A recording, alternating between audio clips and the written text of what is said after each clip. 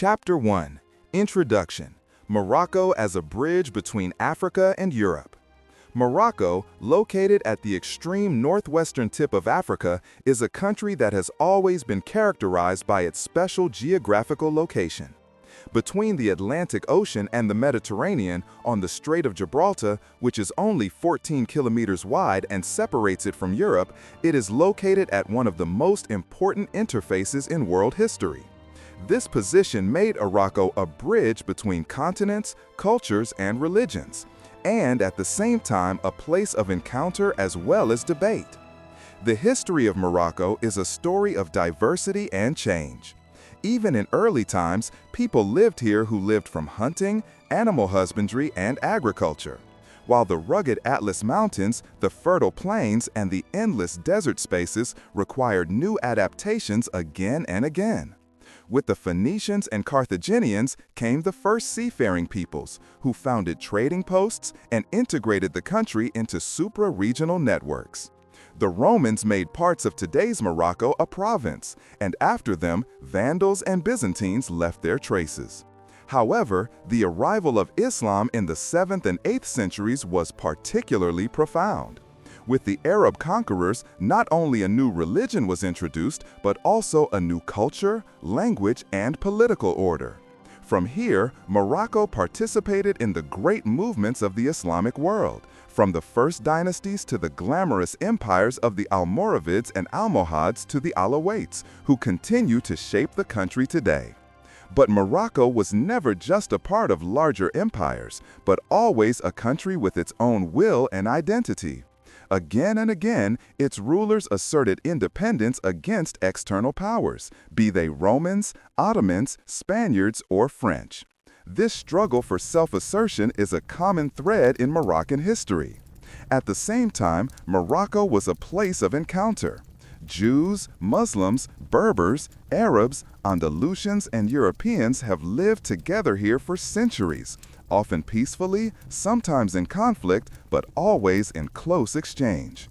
This cultural diversity still shapes the country today. The colonial era of the 19th and 20th centuries also left deep traces. France and Spain divided the country into zones of influence, and it was only after a long struggle that Morocco regained its independence in 1956. Since then, it has developed into a modern state that tries to combine tradition and modernity, orients itself equally towards Africa and Europe, and acts as a bridge between North and South. The history of Morocco is therefore a history of continuity and change, from the early times to the ancient empires, the rise of Islamic dynasties, the struggles against external powers, to the modern kingdom. It is shaped by the geography that placed Morocco at the crossroads of major currents and by people who knew how to take advantage of this location. This script will trace this long journey, a journey that shows how a country on the fringes of the ancient and medieval worlds became the center of many encounters. Today, Morocco is not only a state, but a cultural memory in which traces of many epochs overlap. Anyone who looks at Morocco's history, therefore, also sees a piece of world history, told by the mountains of the Atlas, the streets of Fez and Marrakesh, the ports of Tangier and Casablanca, and the vast deserts of the Sahara. Chapter 2. Early History, Stone Age Cultures and First Settlements. The beginnings of Moroccan history go far back into prehistoric times. Archaeological finds prove that the area of present-day Morocco has been inhabited by humans for hundreds of thousands of years. In the caves of Jebel Irhoud, west of Marrakesh, remains have been discovered that are dated to an age of about 300,000 years.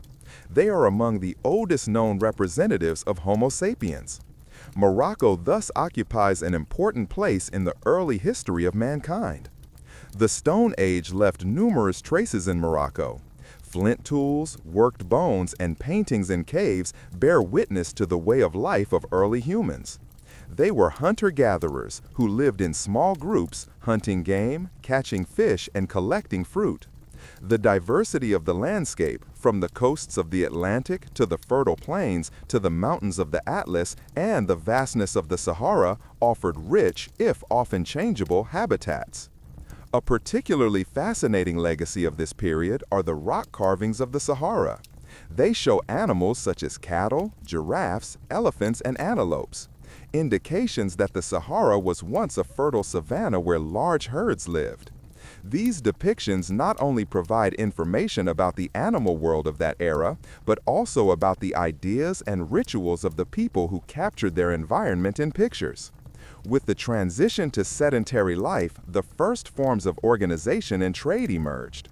Tools made of obsidian, ceramics, and jewelry indicate that there were already exchanges between different regions in early times. Morocco's location at the interface of the Mediterranean and the Atlantic made it a link between different cultures early on. It was during this era that the foundations were laid for much of what would later shape Morocco. The combination of sedentary and nomadic life, the adaptation to changing environmental conditions, the diversity of cultural expressions, and the deep roots of the Berbers in the country's history. Although this period has left no written sources, the archaeological finds tell us a story of adaptation, innovation, and cultural development. They show that Morocco was not only a scene of later empires and dynasties, but also a primordial space of human civilization, a place where the history of mankind itself began. Chapter 3: Phoenicians and Carthaginians on the coast. With the beginning of the first millennium BC, new actors appeared on the stage of Moroccan history: the Phoenicians. This seafaring people from the eastern Mediterranean, from cities like Tyre and Sidon, were famous for their shipbuilding, trade, and ability to establish colonies. For the Phoenicians, the west coast of North Africa was of particular interest because it offered important raw materials, including metals, ivory, and purple snails, from which the coveted purple dye was extracted. Along the Moroccan coasts, the Phoenicians established the first trading posts in the 12th and 11th centuries BC. Among the most important were Lixus, near today's Larache, Salah, near Rabat, and Mogador, today's Essaouira. These settlements were not large cities, but rather small trading colonies where Phoenician merchants made contact with the native Berbers. In exchange for wine, olive oil, glassware, and jewelry, they received gold, slaves, and agricultural products. The Berbers profited from this trade by learning about new goods and techniques. At the same time, they remained independent and retained their control over the hinterland. The coast thus became a space of encounter where Mediterranean and North African traditions mixed. The Phoenician colonies later developed into the great power of the Carthaginians. Carthage, located in present-day Tunisia, was founded in the 9th century BC and quickly rose to become a trading and maritime power. Over the centuries, Carthage took control of the Phoenician bases in Morocco and developed them into strategic bases. For Carthage, Morocco was of double importance. On the one hand, it offered access to raw materials, and on the other hand, it was a starting point for control of the trade routes of the Atlantic. The port of Mogador in particular played a central role, as it served as a gateway to the markets of West Africa. From here, the Carthaginians are even said to have undertaken expeditions along the African coast. The famous Homo the Navigator is mentioned in ancient sources, who undertook a journey along the west coast of Africa in the 5th century BC and possibly reached the Gulf of Guinea. The Carthaginians brought not only trade, but also new cultural impulses. In the settlements, there are traces of Phoenician and Carthaginian religion, such as the worship of the gods Baal and Tanit. At the same time, they absorbed influences from the Berbers, resulting in an early fusion of Mediterranean and North African traditions. When Carthage finally perished in the Punic Wars against Rome in the 2nd century BC, Morocco also fell into the area of Roman interest. But the traces of the Phoenicians and Carthaginians have been preserved in archaeological sites such as Lixus or Volubilis, as well as in the memory of a time when Morocco first became part of a larger Mediterranean trade and cultural area. Chapter 4: The Kingdom of Mauritania. After the decline of Carthage in the 2nd century BC, a new political entity emerged in the area of present-day Morocco and northwestern Algeria, the Kingdom of Mauritania. It was carried by the native Berbers, who not only saw themselves as tribal communities, but gradually formed larger empires. The name Mauritania is derived from the Mauri, an important Berber tribe that dominated the westernmost part of North Africa. The kingdom developed in the 3rd and 2nd centuries BC and benefited from the fact that a power vacuum arose after the Punic Wars. While the Romans gained a foothold in Carthage, the western regions of North Africa initially remained outside direct Roman control. Here, the local princes were able to develop their power and build up their own dominions. One of the most important rulers was Bocchus I, who ruled in the 2nd century BC. He is best known for his role in Rome's war against the Numidian king Jugurtha. Bocchus skillfully played off the great powers against each other before finally allying himself with the Romans. In return, he was awarded parts of Numidia and thus consolidated his rule. The Kingdom of Mauritania was a link between cultures in several respects. On the one hand, it was firmly rooted in Berber traditions, and on the other hand, it opened up strongly to the Mediterranean region. Greek, Phoenician, and Roman influences shaped art, architecture, and politics. Cities like Volubilis flourished and developed into centers of trade and administration. With the expansion of Roman power, Mauritania became increasingly included in the Roman sphere of influence. In 25 BC, the empire officially became a Roman vassal state under King Juba II, a highly educated ruler who had been educated at the court in Rome and was married to Cleopatra Selene, the daughter of Cleopatra VII and Mark Antony. Juba II promoted culture, science, and urban planning. He is considered one of the most important kings in the region. Under his rule, Berber traditions merged with Roman culture, and Mauritania flourished. But the independence did not last forever. After the death of his son Ptolemy of Mauritania in 40 AD, Rome finally annexed the kingdom and made it a province. The area was divided into Mauritania Tingitana, with the capital Tingis, today's Tangier, and Mauritania Caesariensis, in today's Algeria. This also meant that Morocco was more closely integrated into the Roman Empire, even if only the coastal regions were permanently under Roman control. The Kingdom of Mauritania marks an important period in Moroccan history. It was the first major state on the soil of today's Morocco to build a bridge between the Berbers in the hinterland and the great Mediterranean powers. At the same time, his history shows how much the politics of this region have always been characterized by the balance between independence and dependence on external powers. Chapter 5. Morocco under Roman influence. The incorporation of the Kingdom of Mauritania into the Roman Empire in 40 AD marked the beginning of a new era in the history of present-day Morocco. Rome established the province of Mauritania Tingitana, whose capital became Tingis, today's Tangier.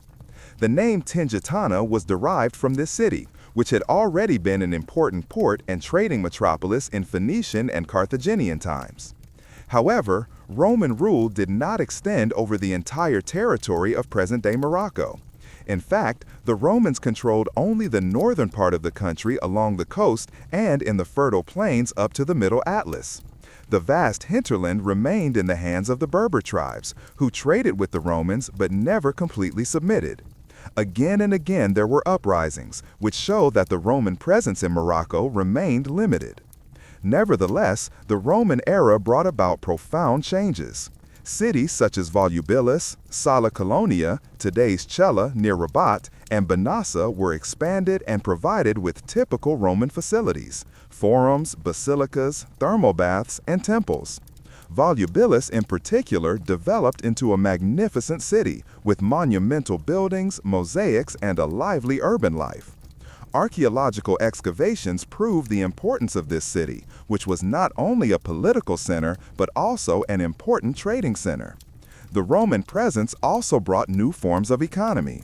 Agriculture played a central role, especially olive cultivation. Oils from Mauritania Tingitana were exported to Rome in large quantities and contributed to the supply of the capital.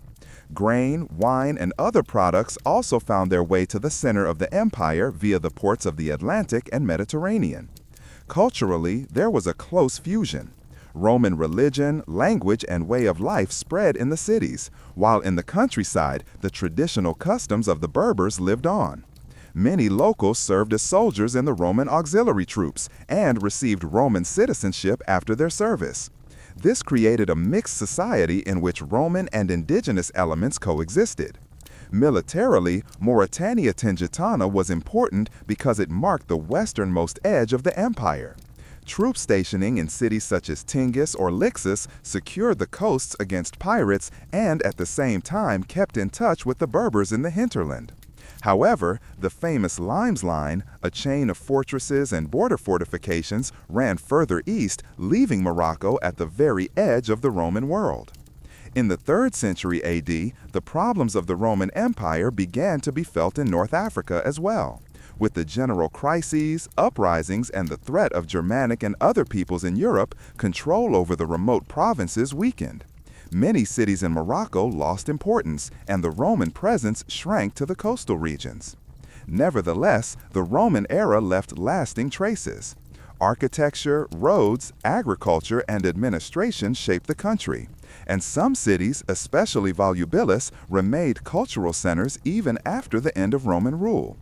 Even after the retreat of the Romans, contact with the Mediterranean region remained, so that Morocco remained part of the Roman-influenced cultural area even in late antiquity.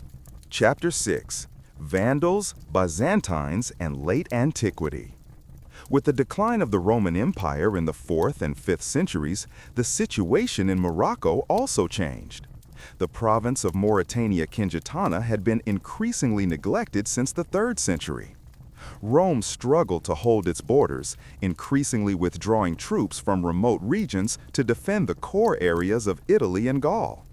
Northwest Africa thus became a scene of transitions, where new powers emerged: the Vandals and later the Byzantines. The Vandals, a Germanic tribe, moved to North Africa in the early 5th century. Under their king Genseric, they crossed the Strait of Gibraltar in 429 AD with a large part of their people. In a short time, they conquered the rich Roman provinces of North Africa, including present-day Tunisia, and made Carthage their capital. Morocco was located on the western edge of their territory and was controlled by the Vandals, at least temporarily. The Vandals were a naval force and used the ports on the Moroccan coast as bases. Nevertheless, they did not succeed in dominating the entire country. The Atlas Mountains and the hinterland remained in the hands of the Berber tribes, who continued to be an independent power. There were often conflicts between Vandals and Berbers, but also alliances that were determined by changing interests. In 533, the reconquest of North Africa by the Eastern Roman Empire, Byzantium, under Emperor Justinian I began. His general Belisarius defeated the Vandals in 2 decisive battles, and their empire collapsed. As a result, Western North Africa also fell back under the control of the Eastern Roman Empire. However, the Byzantines administered Morocco only to a very limited extent. Their influence was concentrated on the coasts and some cities, while the hinterland remained largely independent. In particular, the province of Mauritania Tingitana, with the capital Tingis, Tangier, was strengthened again, as it had a strategic importance for trade in the western Mediterranean. Late antiquity in Morocco was a time of transition. While Roman Byzantine structure still existed in the cities, the Berbers lived in the hinterland in a largely autonomous way. Many of them embraced Christianity, which had been widespread since Roman times. In some regions, Christian traditions were combined with indigenous customs, giving rise to an independent religious culture. At the same time, Morocco remained integrated into trade networks. Through the ports on the Atlantic and Mediterranean coasts, there were contacts with Spain, Italy, and even the Eastern Mediterranean. Trade goods such as olive oil, grain, and salt were exported, while luxury goods such as glass, ceramics, and fabrics entered the country. But Byzantine rule was fragile. It relied mainly on military posts and was unable to integrate the country in the long term. For the population, especially the Berbers, Byzantium was a distant power without lasting influence. This weakness was soon to prove decisive. When the first Arab armies advanced into North Africa in the 7th century, they encountered a fragmented region. Crumbling cities, weakened Byzantine garrisons, and self-confident Berber tribes. This situation prepared the ground for the profound upheaval that began with the arrival of Islam and was to leave a lasting mark on Morocco's history. Chapter 7. The Arrival of Islam and the Arab Conquest. The 7th century brought a profound turning point for the entire North African region, the spread of Islam. After the new religion emerged on the Arabian Peninsula, it quickly spread beyond the Middle East. Just a few decades after the death of the Prophet Muhammad in 632 AD, the Arab armies reached North Africa, and with them a new era began for Morocco as well. Arab expansion was initially concentrated in Egypt, which was conquered in 641. From there, the Muslim troops moved westward, step by step, through the present-day countries of Libya, Tunisia, and Algeria. Their goal was not only military conquest, but also the spread of Islam as a religious and cultural order. In the 7th and early 8th centuries, the Arabs finally reached the westernmost regions of North Africa, the area of present-day Morocco. However, the advance met with particular resistance here. The Berber tribes were traditionally strong in their autonomy and had already asserted themselves against Romans, Vandals, and Byzantines. They also fought bitterly against the Arab conquerors. Particularly well known is the resistance of the legendary Berber leader Kahina, who defeated the Arab armies several times in the 7th century before she finally succumbed. Kahina is still considered a symbol of Berber identity and resistance. Despite these struggles, the Arabs managed to prevail in the long term. The decisive factor was not only military superiority, but also the ability to form alliances. Many Berber tribes embraced Islam, some voluntarily, some under pressure. Islam offered them new perspectives, a common religion that transcended tribal boundaries, as well as access to the vast trade networks of the Islamic world. With the Arab conquest, the Arabization of the country also began. The Arabic language prevailed alongside the Berber languages and soon became the language of religion, administration, and culture. Mosques sprang up in the cities, and the first centers of Islamic scholarship developed. A decisive step was taken at the beginning of the 8th century. From Morocco, the Muslim military commander Tariq ibn Ziyad crossed the Strait of Gibraltar in 711, which has borne his name ever since, and initiated the Islamic conquest of Spain. Morocco thus became not only part of the Islamic world, but also a springboard for the spread of Islam in Europe. But despite these successes, Arab rule in Morocco initially remained fragile. The country was far from the center of the caliphate in Damascus and later Baghdad, and the Berbers remained independent. Again and again there were uprisings in which they demanded their rights. Many Berbers turned against the Arabs because they felt discriminated against them, for example through higher taxes or less political participation. These tensions eventually led Morocco to embark on the path of its own development in the 8th century. The conflicts between Arabs and Berbers, between central power and local autonomy, gave rise to the breeding ground for the first Islamic kingdom in Morocco, the Idrisid dynasty, which soon laid the foundation for a permanently independent Moroccan state. The Arab conquest was thus not only a military event, but a cultural revolution. It brought Islam, the Arabic language, and a new political order that integrated Morocco into the larger framework of the Islamic world. At the same time, however, the strong role of the Berbers remained, preserving their identity and playing a decisive role in shaping the development of the country. Chapter 8. The Idrisids, the beginning of an Islamic kingdom. With the arrival of the Arabs and the spread of Islam in Morocco, the foundation was laid for a new era. But Arab rule initially remained unstable. The centers of the caliphate in Damascus and later in Baghdad were too far away, and the resistance of the Berbers, who did not want to give up their independence, was too strong. Out of this field of tension, the first independent Islamic kingdom on Moroccan soil emerged in the late 8th century, the Empire of the Idrisids. The founder of this dynasty was Idris ibn Abdallah, a descendant of the Prophet Muhammad from the line of his grandson Hassan. After losing the Battle of Fakh in 786 against the Abbasid Caliphate, Idris fled west until he found refuge in Berber territory. There he quickly gained followers who revered him as the legitimate descendant of the Prophet, and at the same time saw in him an alternative to the distant Abbasid rulers. In 789, Idris founded his kingdom in Walila, Volubilis. This marked the beginning of Morocco's history as an independent Islamic kingdom. Idris succeeded in uniting different Berber tribes and building a loyal following. His rule combined religious legitimacy, through his descent from the Prophet, with political skill and military strength. After his death in 791, his son Idris II, the dynasty continues. Under him, the rule shifted its focus to Fez, which he founded in 808 and made the capital. Fez quickly developed into a center of religion, culture, and trade.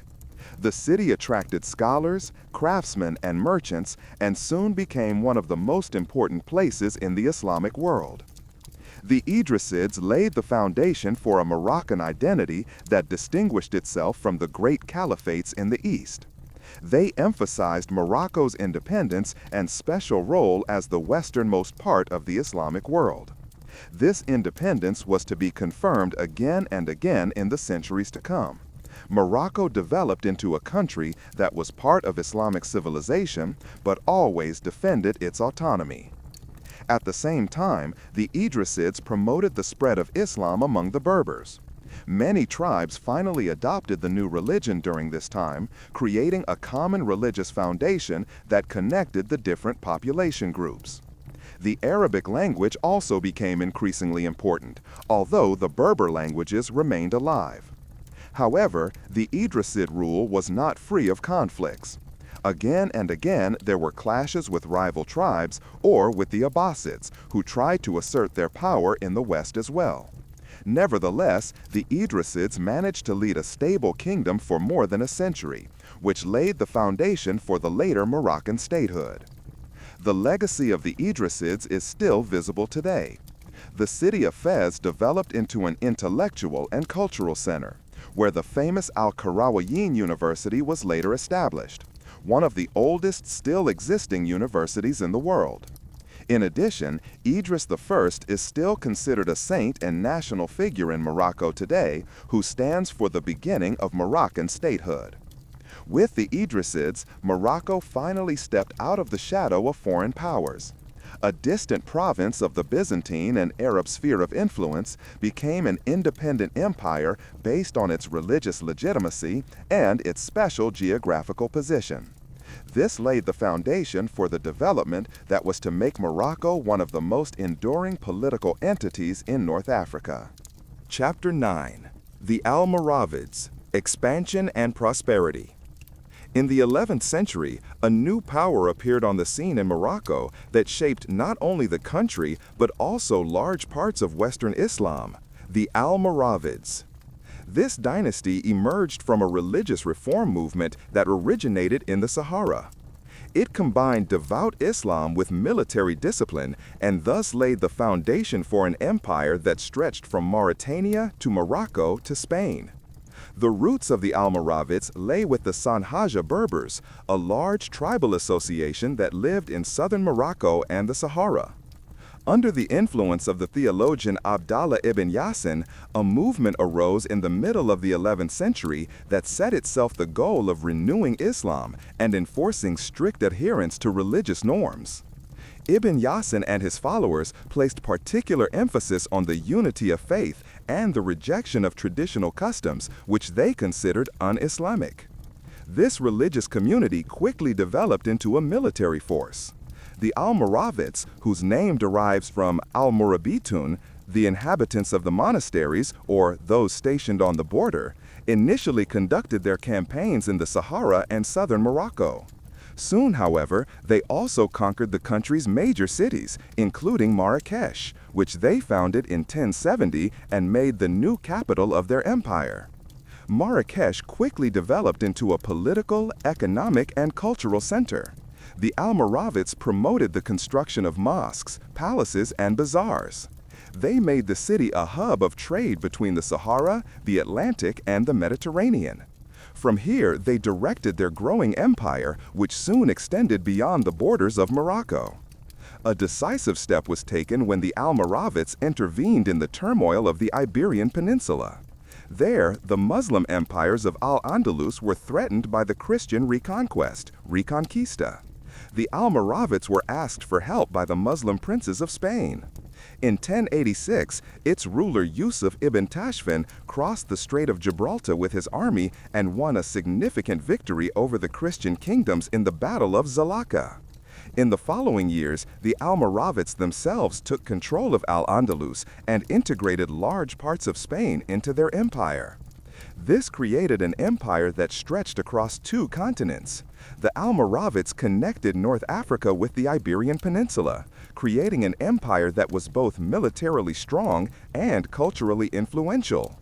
They controlled important trade routes that brought gold, salt, and slaves north from West Africa, securing wealth and power. But the Almoravids were not without controversy. Their strict interpretation of Islam has repeatedly led to conflicts both in Morocco and in Spain. Many saw their rule as paternalism and rejected their rigid religious policy. In addition, they did not succeed in integrating the different population groups on a permanent basis. In the 12th century, the Almoravids came under increasing pressure. A new reform movement emerged, the Almohads, who claimed to make Islam even stricter and purer. Under their leader Ibn Tumart and later Abd al-Mu'min, they attacked the Almohads. In 1147, the Almohads conquered Marrakesh and ended the rule of the Almoravids. Despite their demise, the Almoravids left behind an important legacy. They had founded Marrakesh, strengthened Islam in North Africa and Spain, and integrated the country into a far-reaching empire. Their story shows how a religious reform movement could emerge into a political great power that shaped the west of the Islamic world for a century. Chapter 10. The Almohads, Religious Reform and Empire. No sooner had the Almoravids established a powerful empire in the 11th and 12th centuries than the next movement arose to challenge their rule and lead Morocco into a new period of prosperity, the Almohads. Its name is derived from Al-Muwahhidun, which means those who emphasize the oneness of God. Like the Almohads also saw themselves as a religious reform movement that wanted to restore true Islam. The founder of the movement was Ibn Tumart, a Berber from the High Atlas who saw himself as a religious reformer and Mahdi, i.e., as a leader sent by God. He strongly criticized the Almoravids. Their strict but, in his opinion, superficial interpretation of religion was inadequate, and he also accused them of decadence and corruption. Ibn Tumart preached a strict return to the principles of monotheism and demanded obedience to his religious authority. His message was particularly well received by the Berbers of the Atlas Mountains. After his death, his disciple Abd al-Mu'min took over the leadership of the movement and transformed it into a military and political power. In 1147, the Almohads conquered Marrakesh, the capital of the Almoravids, putting an end to their dynasty. Under Abd al-Mu'min and his successors, an empire emerged that was even larger than that of the Almoravids. It stretched from Libya in the east across the entire Maghreb to Al-Andalus in the north. Thus, the Almohads controlled all of Western Islam and became one of the most powerful dynasties of their time. The Almohads promoted Marrakesh as their capital and made the city a center of politics, culture, and science. Under her rule, important buildings were built, including the famous Kutubiyya Mosque, which still characterizes the cityscape today. They also left behind impressive monuments in Fez, Rabat, and Seville, such as the Hassan Mosque in Rabat and the Giralda in Seville. A special characteristic of the Almohads was their striving for cultural and scientific flourishing. Great scholars such as the philosopher Averroes Ibn Rushd and the physician and mystic Ibn Tufayl worked in their empire. Under the Almohads, philosophy reached a peak in Al-Andalus and North Africa, which would later have a great influence in Europe, especially on scholasticism and thinkers such as Thomas Aquinas. Militarily, the Almohads were initially extremely successful. In Spain, they succeeded in pushing back the Christian empires and securing Muslim rule over large parts of the peninsula. Their victory at the Battle of Alarcos in 1195 showed their strength. But only a few years later, they suffered a devastating defeat. In the Battle of Las Navas de Tolosa, the Almohads were decisively defeated by a coalition of Christian kingdoms. This loss ushered in the slow decline of their power in Spain. In the Maghreb, too, the influence of the Almohads declined as local dynasties and rising forces began to undermine their dominance. In the 13th century, the empire gradually disintegrated, and eventually the Marinids took control of Morocco. Despite their decline, the Almohads had a lasting impact on Morocco and the Western Islamic world. They combined religious austerity with cultural flourishing, built magnificent cities, and promoted science and philosophy. Their empire represented the culmination of a development that had begun with the Almoravids and made Morocco one of the leading powers in the Islamic world for a century. Chapter 11. The Marinids, Between Rise and Fall. After the decline of the Almohads in the 13th century, a new dynasty appeared on the scene in Morocco, the Marinids. They belonged to the Zenata Berbers, a large tribal group that had lived in the Maghreb for centuries. Originally native to eastern Morocco as nomads, they managed to fill the void left by the collapse of the Almohads. The rise of the Marinids began in the middle of the 13th century. They prevailed against other tribes and against the remaining Almohads and took over Marrakesh in 1248. A little later, however, they made Fez their capital, as the city was more conveniently located in the north and closer to the major trade routes and the Islamic world of the Mediterranean. Under the Marinids, Fez developed into a glamorous center of politics, religion, and culture. A special merit of the Marinids was their promotion of education and science. They founded numerous madrasas, Islamic universities that promoted not only religious but also scientific studies. Many of these madrasas, such as the Bu Inanya Madrasa in Fez, still exist today and bear witness to the architectural and cultural flourishing of this period. Fez thus became one of the most important intellectual centers of the Islamic world, attracting scholars from North Africa, Andalusia, and the Middle East. Politically, the Marinids tried to continue the legacy of the Almohads and extend their power over the Maghreb and Andalusia. Again and again, they intervened in the conflicts on the Iberian Peninsula, where the Muslim empires were besieged by the Christian Reconquista. However, they were unable to establish lasting rule in Spain and fell short of the successes of the Almoravids and Almohads. Despite these borders, the 13th and 14th centuries were a time of relative stability and cultural flourishing for Morocco. Trade and crafts flourished, cities such as Fez, Marrakesh, and Meknes grew, and Morocco was closely integrated into the trade networks of the Mediterranean. Gold, ivory, and slaves from West Africa reached the country via the Sahara, while European merchants intensified the exchange with North Africa via the ports of the Atlantic coast. But the Marinid rule was also marked by internal tensions. Rivalries within the dynasty, uprisings of Berber tribes, and power struggles weakened the empire. In addition, the dynasty was strongly concentrated in the cities, while the rural hinterland was often only loosely controlled. In the 15th century, the Marinids came under increasing pressure.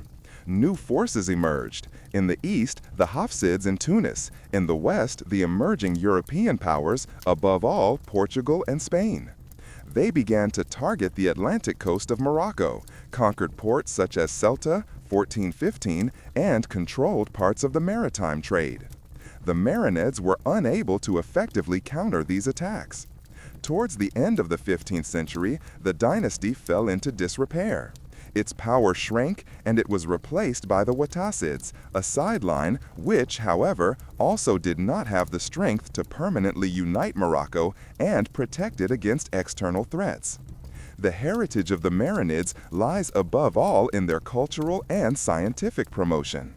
Under them, Fez reached a heyday that is still visible in the cityscape today. Its architecture, its madrasas, and its promotion of knowledge made Morocco an intellectual beacon.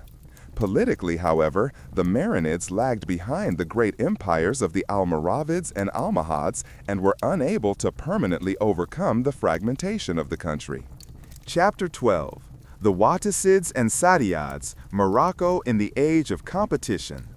The decline of the Marinids in the 15th century marked the beginning of a period of uncertainty and change in Morocco. The rule first passed to the Wattasids, a sideline of the Marinids, who never achieved the same authority and stability. At the same time, external pressure grew. The European powers, Portugal and Spain, began to gain a foothold on the Moroccan coast and conquer important port cities.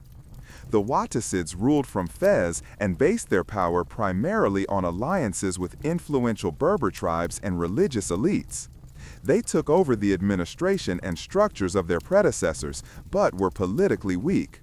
The country remained fragmented into many regional centers of power, and their control hardly extended beyond the cities. During her reign, competition in the Atlantic intensified. Portugal conquered Ceuta, the first Moroccan city under European rule, in 1415 and expanded its presence on the coast from there. In the following decades, the Portuguese took other cities such as Asila, Larache, Agadir, and Mazagan. Spain also participated in these expansions so that Morocco was increasingly divided between European interests. In this situation, new forces gained importance. The Saadiads, a Sharific family from the south of Morocco who traced their ancestry back to the Prophet Muhammad. Their religious legitimacy and close ties to the Sufi brotherhoods quickly gained them prestige. At first, they appeared as leaders of the resistance against the Portuguese, especially in the south of the country. In the 16th century, the Saadiads succeeded in ousting the Wattasids and taking power in Morocco. Their rise was closely linked to the successful fight against the Europeans. In 1578, the famous Battle of Al-Qasr al-Kabir, also called the Battle of the Three Kings, took place. In this conflict, the Saadiads under Sultan Abd al-Malik defeated a Portuguese army led by King Sebastian I himself. The Portuguese king fell in battle, as did Abd al-Malik. This decisively weakened Portugal, and Morocco was able to maintain its independence. Under the Saadiads, Morocco experienced a period of consolidation. Especially under Sultan Ahmad al-Mansur, R. 1578 to 1603, the empire reached a heyday. Marrakesh once again became the capital. Magnificent palaces such as the El Badi Palace were built, and international trade flourished. Al-Mansur even led campaigns as far as Sudan, where he conquered the rich city of Timbuktu and thus gained control over parts of the trans-Saharan gold trade. But despite these successes, the situation remained tense. The Saadiads had to constantly balance between the interests of powerful tribes, religious authorities, and foreign powers. After the death of Ahmad al-Mansur, the empire disintegrated into rivalries and internal conflicts. This paved the way for the rise of a new dynasty, the Almoravids, who were to replace the Saadiads in the 17th century and still form the ruling family of Morocco today. The time of the Wattasids and Saadiads was thus an epoch of transition. It shows Morocco in the field of tension between internal fragmentation and external pressure, but also in successful resistance against colonial powers. With Portugal's defeat at Al-Qasr al-Kabir, the Saadiads proved that Morocco was able to defend its independence despite its difficulties, a pattern that runs throughout the country's history. Chapter 13. The Alawites, Dynasty with Long Durability. In the early 17th century, after the decline of the Saadians, Morocco was once again politically fragmented. Various tribal leaders, religious brotherhoods, and regional rulers fought for supremacy. In this troubled time, a new dynasty emerged that was not only to assert itself, but also to shape Morocco for centuries: the Alawites. The Alawites are a Sharific family that traces its ancestry back to the Prophet Muhammad. Originally from the Tafilat in southeastern Morocco, they quickly gained influence through their religious reputation and their connections to the Sufi brotherhoods. Their rise began in the mid-17th century, when they fought against rival tribes and rulers and eventually gained control of large parts of the country.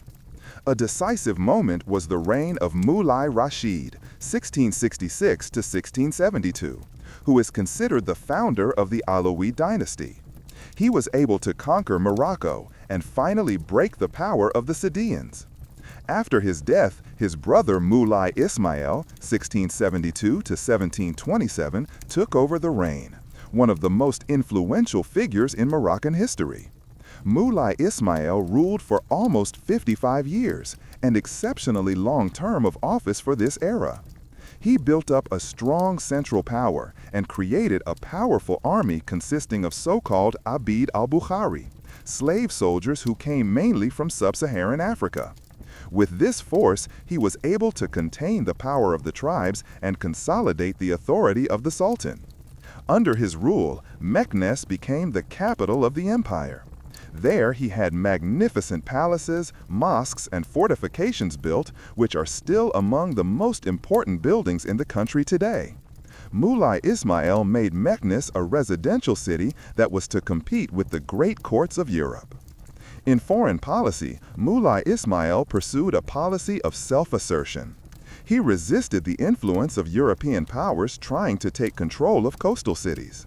With France, England, and Spain, he waged partly war, partly negotiations. Particularly well known are his diplomatic contacts with Louis XIV, the Sun King of France, with whom he had a lively correspondence. After the death of Moulay Ismail, Morocco initially fell into a phase of instability, as throne disputes broke out between his numerous sons. Nevertheless, the dynasty remained in existence and was able to hold its own in the long term. The Alawites saved Morocco from complete subjugation by the Ottomans, who ruled the rest of North Africa while keeping the influence of the European powers in check. In the 18th and 19th centuries, however, the Alawites faced new challenges. The European powers, above all France, Spain, and later Great Britain, increased their presence on the coasts and in trade relations. Morocco had to make concessions again and again, but the Alawites knew how to assert their rule through skillful diplomacy and changing alliances. The importance of the Alawites lies in their continuity. While many other dynasties have come and gone in Morocco, the Alawites still rule today. They embody the combination of religious legitimacy, dynastic tradition, and political pragmatism. Its ability to adapt to the changing times, whether in the resistance against the Ottomans, in dealing with European colonial powers, or in the modern nation-state, made it the country's most enduring ruling dynasty. The Alawites thus represent a crucial period in Moroccan history. The transition from a time of fragmentation and threat to a more stable rule that allowed Morocco to retain its independence, even in an era in which large parts of Africa and North Africa came under foreign control. Chapter 14: Morocco and the Ottoman Empire. While large parts of North Africa came under the rule of the Ottoman Empire in the 16th century, Morocco remained a notable exception. The Ottomans expanded their power from Anatolia through the Middle East and the Balkans to Algeria, Tunisia, and Libya. They established provinces there with Ottoman governors and made the Mediterranean region a core area of their empire. But Morocco managed to retain its independence, a unique selling point that is of central importance in the history of the Maghreb. The reasons for this independence lay in both geography and political structure. Morocco was difficult to access through the Atlas Mountains and the Sahara, while its centers of power were more oriented to the west and the Atlantic. In addition, the local dynasties, especially the Saadians and later the Alawites, had enough strength to prevent direct Ottoman subjugation. Nevertheless, Morocco did not remain outside the Ottoman influence. In the 16th century, while the Saadians were fighting the Portuguese, there were selective approaches to the Ottomans. Both powers shared an interest in curbing Christian European expansion in the Maghreb. There were phases of cooperation, for example, in joint military actions against Spain. The tension became particularly clear after the Battle of Al-Qasr el-Kabir, 1578, in which the Saadians defeated Portugal. The Ottomans saw this victory as an advantage for the Muslim side, but at the same time they tried to gain influence over Morocco. However, Sultan Ahmad el-Mansur, who came to power after the battle, knew how to maneuver diplomatically between Ottomans and Europeans. He emphasized the independence of Morocco and positioned himself as an independent ruler who was not subject to the Ottoman Empire or the European powers. In the 17th century, when the Alawites came to power, the relationship with the Ottomans was rebalanced.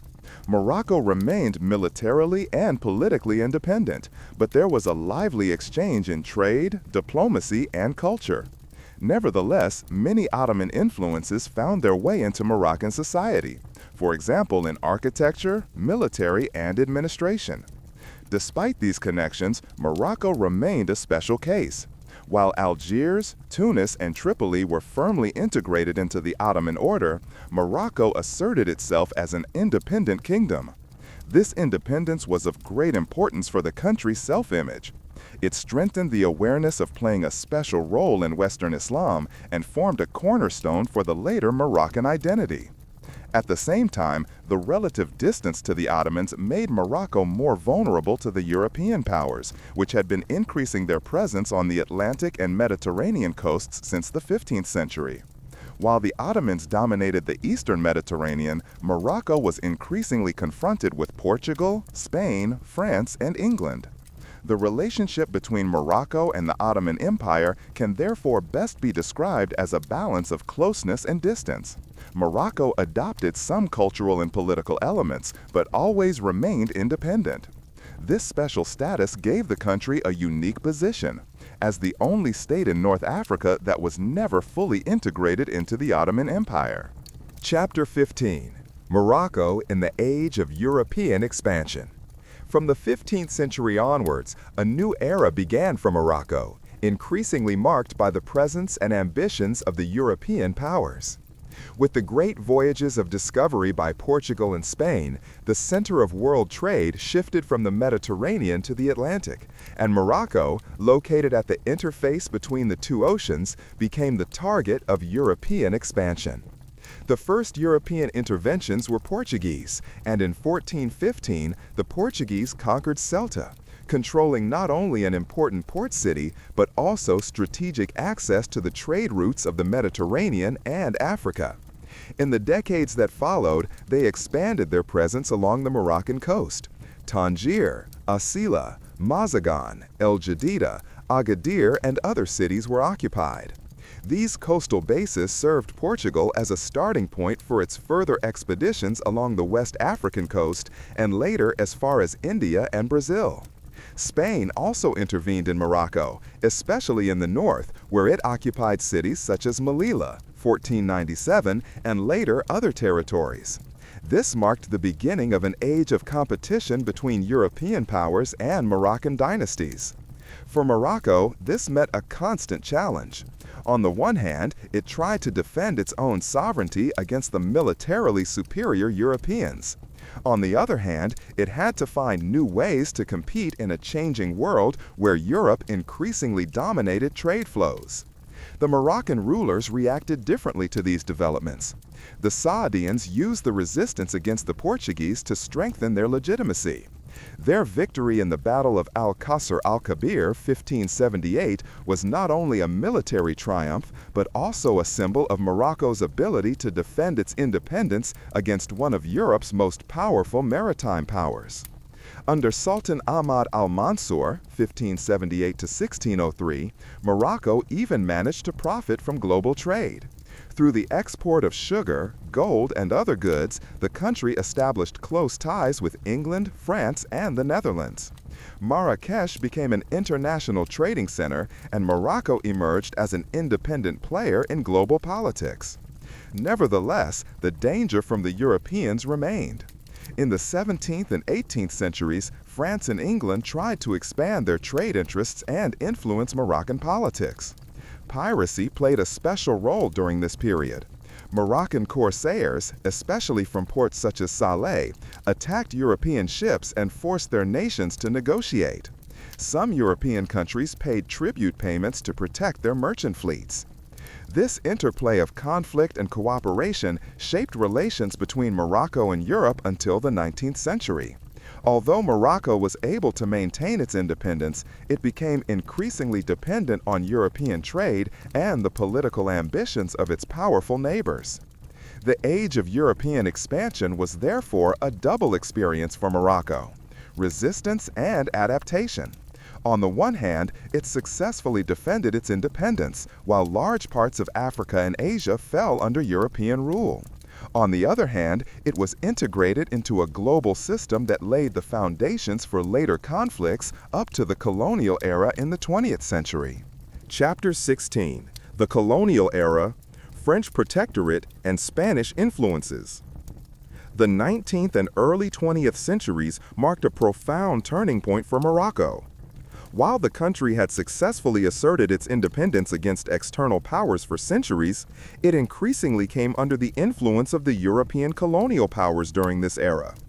France, Spain, and to some extent Germany and Britain tried to assert their interests, whether in trade, politics, or through military presence. As early as the 19th century, Morocco had found itself in a situation reminiscent of the sick man of Africa.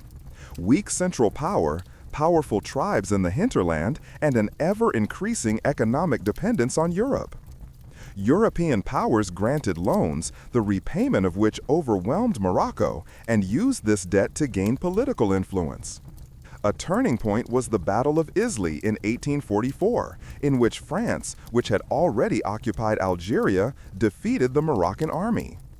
Although Morocco remained formally independent, it became clear that the country was militarily inferior to the European powers.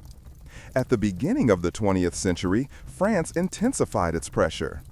With the Algeciras Agreement of 1906, the European powers agreed on a division of the spheres of influence in Morocco.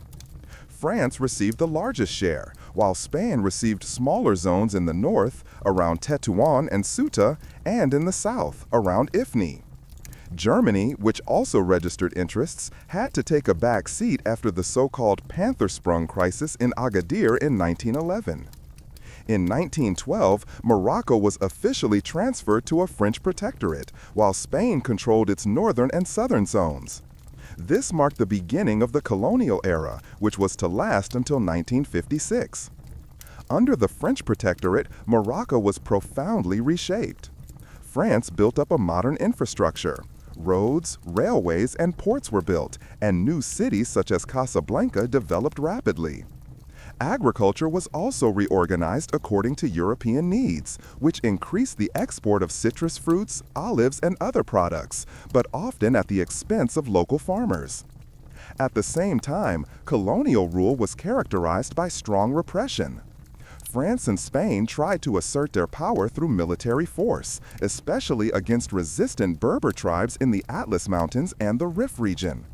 The Rif War, 1921 to 1926, is famous, in which the resistance under Abd el-Krim put the Spanish army in dire straits and could only be crushed with French support. Abd el-Krim became a symbolic figure of anti-colonial resistance in the Arab world. The colonial era also brought a profound cultural change. On the one hand, there was greater urbanization and the introduction of Western educational institutions. On the other hand, the colonial powers deliberately promoted a division between Arabs and Berbers in order to weaken the unity of the population, a policy that has left its mark to this day. A new national movement also emerged in the cities. Intellectuals, students, and religious leaders began to raise the demand for independence. This movement combined Islamic tradition with modern ideas of nationalism and self-determination, which were also adopted from Europe and other parts of the colonized world. Thus, the colonial era was a space of ambivalence for Morocco. On the one hand, modernization, economic development, and international networking, and on the other hand, oppression, exploitation, and loss of sovereignty. Until after the Second World War, the Moroccan independence movement gained decisive strength. France and Spain were weakened by the war, and the international mood turned against colonialism. This was the beginning of the path to self-determination, which was to lead to Morocco's official independence in 1956. Chapter 17: The Road to Independence. After decades of colonial oppression, Morocco entered a phase of intense political and social upheaval in the 20th century. The country was divided between the French protectorate, Spanish zones of influence in the north and south, and the international administration of Tangier. Despite this fragmentation, an ever-growing movement developed with the aim of reuniting Morocco as a sovereign state. As early as the 1920s, the Rif War with Abd el-Krim had shown that the will to resist was alive. Even though this uprising was crushed, it acted as an inspiration for generations to come. In the 1930s and 1940s, new political groups formed that steered the resistance into organized channels. A decisive factor was the role of Sultan Mohammed V. Although it had been formally established by the French colonial rulers, it increasingly developed into a symbol of national unity and resistance against foreign rule. During World War II, he gained additional prestige as he resisted pressure from the Vichy government to introduce discrimination against Moroccan Jews. After the war, the pressure on the colonial powers worldwide intensified. The USA and the Soviet Union supported decolonization in many regions, and the UN also became a platform for demands for self-determination. In Morocco, intellectuals and political activists founded the Istiqlal Party, Party of Independence, in 1944, which published a manifesto demanding the country's complete sovereignty. France initially reacted with repression. Many nationalists were arrested, and in 1953, the colonial power dared to depose Sultan Mohammed V and send him into exile in Madagascar. But this step led to a massive solidarity of the population. The Sultan became a martyr-like symbol, and the resistance movement gained unprecedented popularity. There were strikes and demonstrations in the cities, and armed resistance in rural areas. Guerrilla groups formed in the Rif and the Atlas in particular, attacking French and Spanish positions. At the same time, international forces, especially the US, put pressure on France to find a solution. Faced with growing resistance and unrest in Algeria, where France was also embroiled in a bloody war of independence, the French government decided to look for a way out. In 1955, Mohammed V was allowed to return triumphantly to Morocco. A year later, in 1956, France officially recognized Morocco's independence. Spain also gave up most of its zones of influence, but retained Ceuta, Melilla, and the enclave of Ifni, which was returned to Morocco in 1969. Tangier was also incorporated into the new state. The return of Mohammed V marked the beginning of a new era. He was revered not only as a monarch, but also as the father of the nation who had united the country and won independence. The path to independence shows Morocco's particular strength. It was the interplay of traditional institutions embodied by the Sultan, modern political movements such as the Istiqlal Party, and broad resistance in town and country that made its success possible. At the same time, it illustrates Morocco's ability to take advantage of international dynamics and preserve its independence, a tradition that runs through the country's entire history. Chapter 18: Morocco after independence, consolidation, and challenges. With the achievement of independence in 1956, a new phase in Morocco's history began. The country was now sovereign again, but the tasks that lay ahead of it were enormous. the integration of various former protectorate zones, the establishment of a modern administration, economic development, and the consolidation of a national identity in a country that was characterized by great regional, ethnic, and cultural diversity. The new state was headed by King Mohammed V, which had become a symbol of national unity during the years of resistance. He knew how to connect the monarchy with the new national movement and thus built a bridge between tradition and modernity. Under his leadership, a new constitution was drafted, which made Morocco a constitutional monarchy, albeit with a strong position for the king. One of the first challenges was territorial unity. The former French and Spanish territories had to be merged into a functioning state. Tangier, which had been administered internationally until then, was also integrated. Spain, however, retained Ceuta, Melilla, and Ifni, which led to ongoing tensions. Economically, Morocco was strongly influenced by agriculture in the 1950s and 1960s. A large part of the population lived in the countryside, while industry was only weakly developed.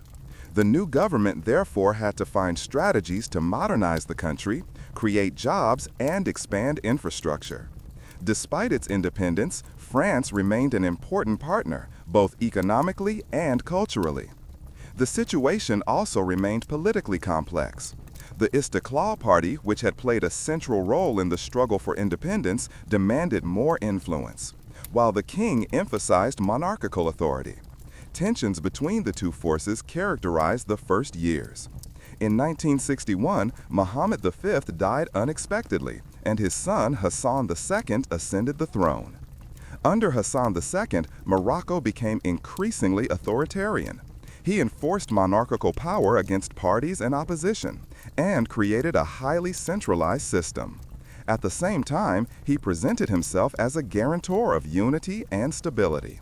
In the 1960s and 1970s, there were repeated political crises, protests, and even coup attempts, but Hassan II survived them.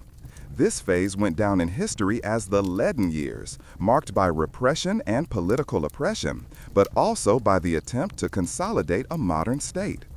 At the international level, Morocco positioned itself as an active player.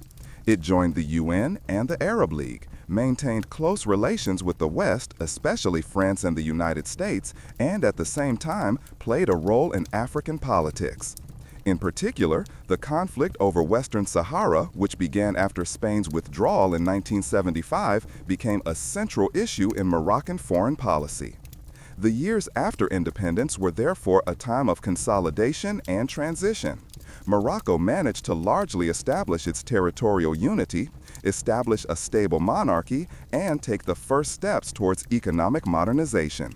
At the same time, many challenges remain: social inequality, regional differences, political tensions, and unresolved territorial conflicts. Despite all the difficulties, this phase laid the foundation for the modern Moroccan state, which is located between tradition and modernity, monarchy, and national movement, African and Mediterranean. Chapter 19. Morocco under Hassan II: Stability, Authoritarianism, and Modernization.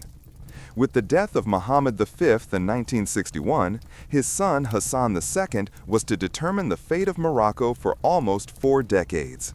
His reign, 1961 to 1999, was an era of great contrasts.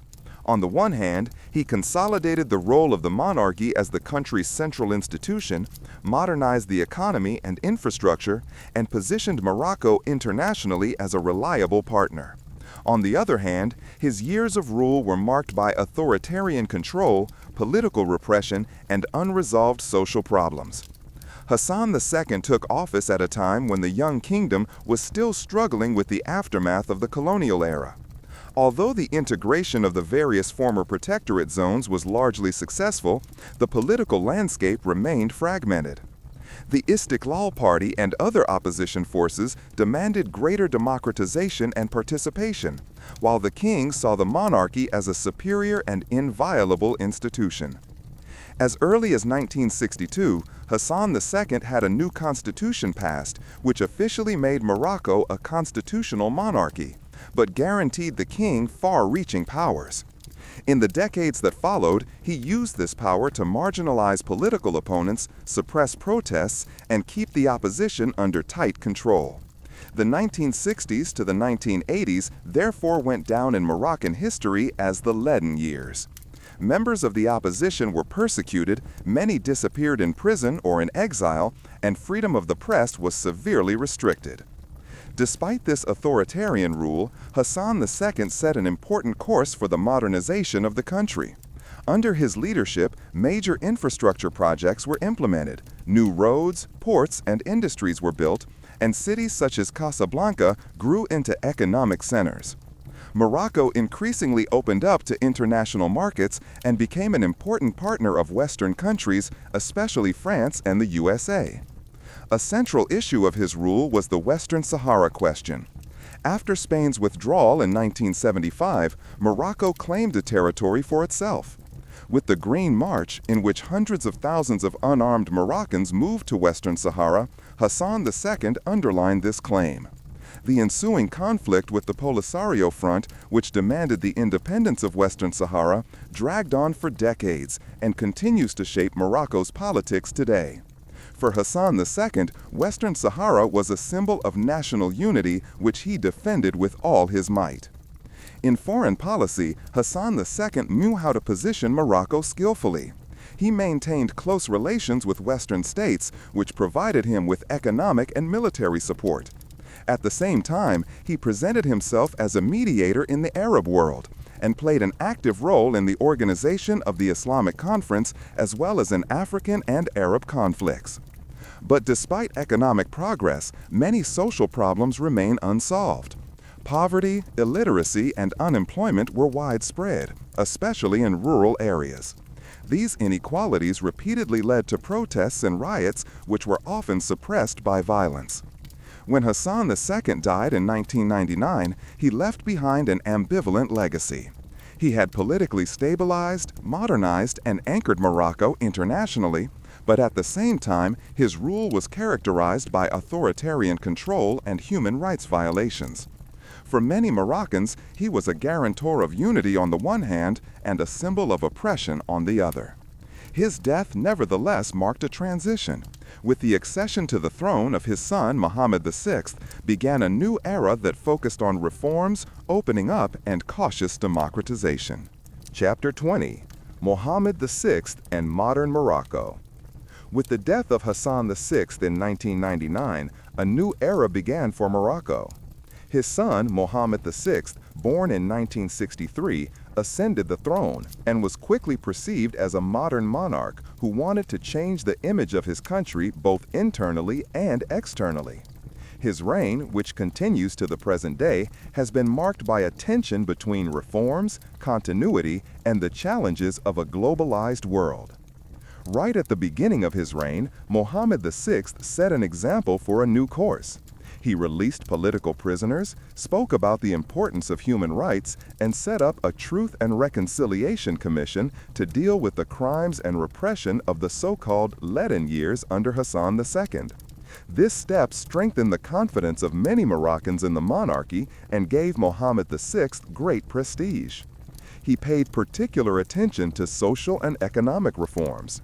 He initiated the National Program for Human Development, INDH, which aimed to fight poverty, expand infrastructure, and improve education and health care. The role of women has also been strengthened. In 2004, the family law, Modawana, was reformed, giving women more rights in marriage, divorce, and guardianship, a milestone in Moroccan society. Economically, Mohammed VI focused on modernization and international opening. Morocco invested heavily in infrastructure projects, such as the Tangier Med port, which became one of Africa's largest ports, and the expansion of rail links, including Africa's first high-speed rail line between Tangier and Casablanca. The country also invested in renewable energies, especially in solar energy projects, such as the gigantic Nur solar power plant near Ouarzazate. In foreign policy, Morocco strengthened its role as a bridge between Africa, Europe, and the Arab world. The country deepened its relations with the European Union, especially on trade and migration issues, and returned to the African Union in 2017 after decades. At the same time, Morocco sought close ties with the Gulf states and the United States, which regard Morocco as a strategic partner. However, the Western Sahara question remained a central constant. Mohammed VI continued his father's policy of considering the area as an integral part of Morocco. International initiatives to resolve the conflict have so far failed to produce a definitive result, but Morocco has invested heavily in Western Sahara's infrastructure to further integrate the region into the country. The greatest domestic challenge of his rule came with the Arab Spring in 2011. In Morocco, thousands of people also took to the streets to demand more democracy, social justice, and an end to corruption. In contrast to many other Arab countries, Mohammed VI did not react with violence, but with reforms. He announced a new constitution, which was passed in a referendum in 2011. This strengthened the role of parliament and government, while the king still retained central power in the state. Today, Mohammed VI is considered a monarch who modernized his country without questioning the monarchy itself. It is respected by large sections of the population, but at the same time, major challenges remain: social inequality, high youth unemployment, regional disparities between the wealthy coastal cities and the poor hinterland, and the unresolved issue of Western Sahara. Modern Morocco under Mohammed VI is therefore a country in transition. It presents itself as a stable, open, and dynamic kingdom that combines progress and tradition. At the same time, it is wrestling with the same problems that affect many countries in the region. How can economic development be combined with social justice? How can modernization be reconciled with tradition? This ends the previous historical arc from early history to the great Islamic dynasties, the encounters with Europe, and the colonial period to the present day. In this long history, Morocco has shown itself to be a country that has repeatedly been caught between independence and external influences, but has always been able to retain its identity and independence.